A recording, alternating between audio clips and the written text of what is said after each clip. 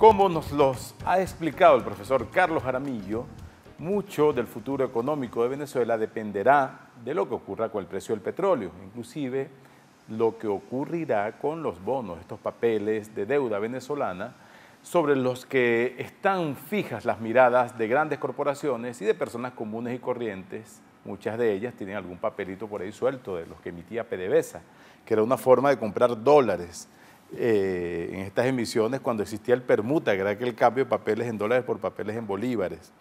Ahora, como usted ha explicado, hay muchos factores de riesgo, especialmente el tema del petróleo y lo que ocurre en Estados Unidos con el equisto y la sobreoferta con una baja demanda.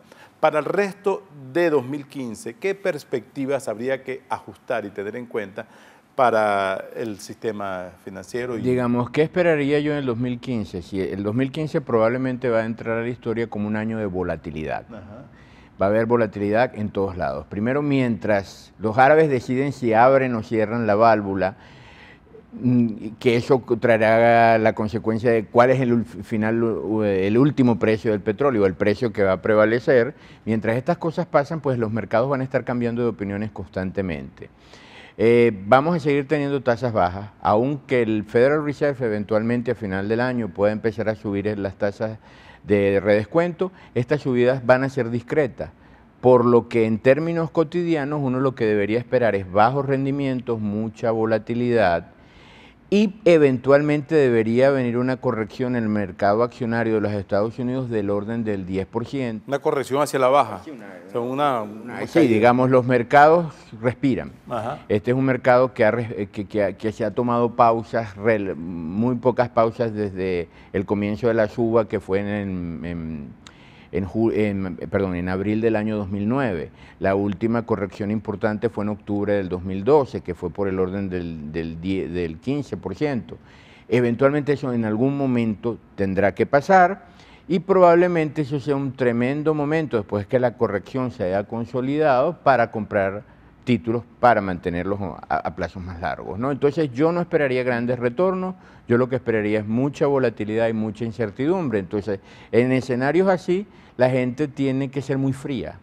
Y volviendo al escenario venezolano, algunos reportes como los del Bank of America, otros centros financieros y de investigación han puesto un ojo en las elecciones venezolanas, las elecciones legislativas de finales de este año, porque podrían significar un cambio o el inicio de varios cambios políticos en Venezuela. ¿Cómo ven ustedes este posible impacto en lo que son los papeles de deuda venezolanos y la propia política económica del gobierno chavista de Nicolás Maduro? Sí, digamos que los papeles venezolanos en este momento los mueven dos cosas: petróleo y, por supuesto, lo que es la realidad política del país. No quiero ser repetitivo, pero si el petróleo mejora, los papeles se van a ir consolidando. Si es un buen ejemplo de esto es el comportamiento del cuatrimestre que acaba de terminar. Si hay un cambio político, evidentemente sí. Lo que pasa es que probablemente hay muchas versiones de un cambio político. Por ejemplo, si la asamblea que se va a constituir en diciembre fuese un poco más balanceada, que eso no significa la desaparición de uno de los dos grupos, pero si digamos una correlación de fuerzas un poco más pareja, seguramente eso sería beneficioso para los papeles. Si alguien quisiese entender un poco mejor qué es lo que debiera pasar en la asamblea, entonces debería tratar de entender mejor cómo funciona el tema de los circuitos electorales, porque por el diseño de los circuitos electorales no necesariamente mayoría de votos a nivel nacional significa mayoría de puestos en la asamblea, y eso no es un tema de trampa ni mucho menos, sino es un tema de un diseño electoral que existe en muchas partes del mundo, ¿no? Pero la diferencia no sería tampoco de tantos diputados, y sería beneficioso tanto para el gobierno como para la oposición, depende del trabajo que ellos hagan.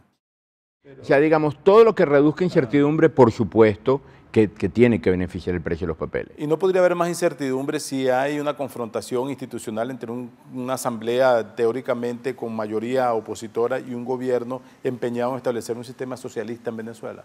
Sí, pero a lo mejor ese no es el escenario. A lo mejor el escenario es que hay una asamblea donde la oposición esté un poco más fortalecida Y en vista de los problemas económicos tan graves, a lo mejor los grupos se empiezan a entender un poco más. Eso sería ideal para los papeles. ¿Cree que podría haber un diálogo? Y no solo para los papeles, para la economía en general. Creo que pudiera haber un diálogo entre esos dos bloques o simplemente una mayor yo no soy politólogo, mi opinión en eso es tan válida como cualquiera de nuestros televidentes, pero yo me imagino que en el mediano plazo este juego, de alguna forma u otra, lo vamos a tener que destrancar entre todos. Pero le preguntaba, como decíamos en estos días con un analista, los capitales son muy cobardes y suelen migrar de un lado para otro y también suelen entrar si ven una oportunidad allí. Y hay quien ha dicho que Venezuela tiene todavía mucho potencial. Sí, no, indudablemente para alguien con horizontes de mediano plazo, en Venezuela hay activos que están muy castigados. El gran problema para muchos de estos capitales es que cuando hay un control de cambio, yo puedo entrar pero no puedo salir. Cuando dice castigados, porque están maltratados, están considerados muy por debajo de su valor real. Sí, digamos que en teoría esos son activos que, si el clima fuese un poco mejor, muy rápidamente reverdecerían. Yo siempre recuerdo, por ejemplo, uno de los temas que maneja el IES es el tema de empresas familiares. Entonces siempre recuerdo ganaderos de La Cañada, en el estado Zulia, que dicen, mira, hace 30 años a papá le ofrecieron por la finca $5 millones. Y hoy en día la finca tiene internet, las cercas son eléctricas, las vacas son bilingües y nos están ofreciendo 2 millones. ¿Vos creéis que esto es así? No, esto tiene que valer más. Por supuesto que el riesgo país cambió desde hace 30 años, cuando las vacas no eran bilingües y no había internet, a un riesgo país mucho más alto. Para terminar, este muchacho del Maserati de los 22 años, ¿cómo sabemos que su riesgo es real y que no está ocultando riesgos mayores? Lo digo porque hay miedo de que el gobierno, con esta oscuridad de cifras que tiene, esté ocultando muchos pasivos o que simplemente no los está asentando. Entre ellos, lo que le debe a la gente que es propio, inclusive muchas fincas de esas en el Zulia, lo que le debe a transnacionales que no han repatriado dividendos y también una plata que está como desaparecida de estos compromisos, la plata del Fonden, que era el Fondo de Estabilización, que supuestamente era el colchón para protegernos de estos momentos, nadie sabe dónde está. ¿Eso no aumenta también ese nivel de riesgo? Por supuesto que sí, opacidad cuesta plata. Entonces, cuando las cosas no son claras, ¿cómo se protege el inversionista? Pidiendo un rendimiento mayor. ¿Por qué la persona ofrece $2 millones por la finca en La Cañada? Porque le teme a la guerrilla colombiana, porque le teme a la malaria, porque le teme a una cantidad de cosas. A una expropiación y vaya usted a saber a qué cantidad de cosas más, ¿no? Hasta, qué sé yo, la capa de ozono, si nos ponemos dramáticos, ¿no? Entonces, efectivamente, sí, la opacidad que aumenta el costo. En el caso del muchacho del Maserati, pues si la compañía de seguros le parece que hay algo ahí raro, pues simplemente no le vende la póliza. Si por alguna razón le tiene que vender la póliza, lo estudia más.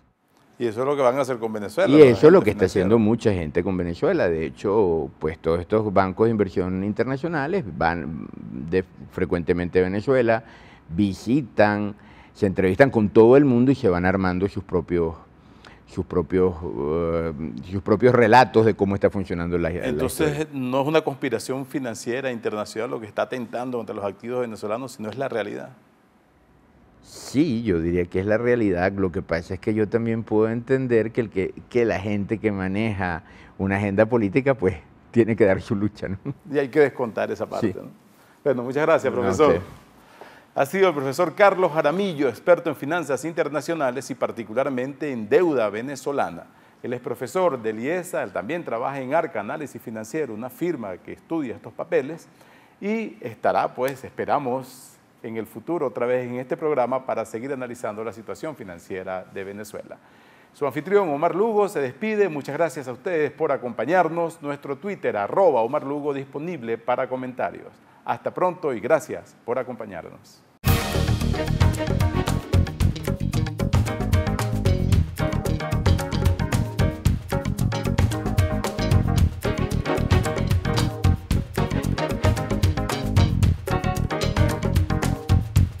Quality Engines, elestimulo.com presentó.